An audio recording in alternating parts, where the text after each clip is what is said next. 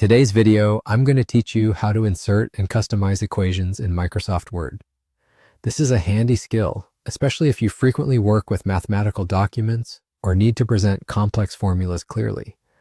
Let's dive into the process and make it as simple as possible for you.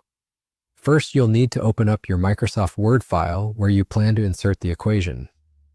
Having your document ready provides a seamless workflow, so take a moment to ensure you're in the right file and place in the document where the equation should go. Next, you'll head over to the Insert tab. That's located at the top of your Word window among other tabs like File, Home, and Design. In the Insert tab, you'll find a variety of options, but the one we're interested in today is Equation. Clicking on this will bring up an equation box in your document where you can begin to craft your formula. This box is where all the magic happens, allowing you to input various mathematical symbols and structures.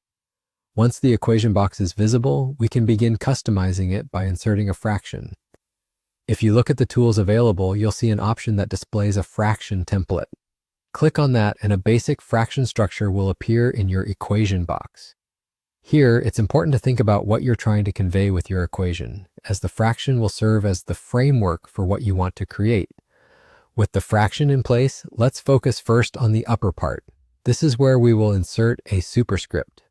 Superscripts are typically used for exponents, or when you need to denote something that's hierarchically above the normal line of text. Click into the upper part of the fraction, and you'll have the option to insert your desired superscript. This could be a number or variable, depending on your equation's needs.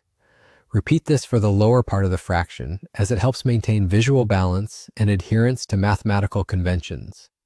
After you've placed your superscripts in both the upper and lower sections, we're going to add an additional layer by inserting another common fraction within. This part might sound intricate, and that's because inserting a fraction inside another element speaks to complex equations often used in advanced studies or professional work. Doing this effectively will demonstrate not only your proficiency in Microsoft Word's tools, but also your ability to format intricate mathematical ideas clearly. And with that, you're done. You've now inserted and customized a differential equation in Microsoft Word. Remember, working with these tools might take some practice, so don't hesitate to experiment with different options. With each attempt, you'll become more comfortable and proficient in crafting well-structured equations. Thanks for following along, and happy writing!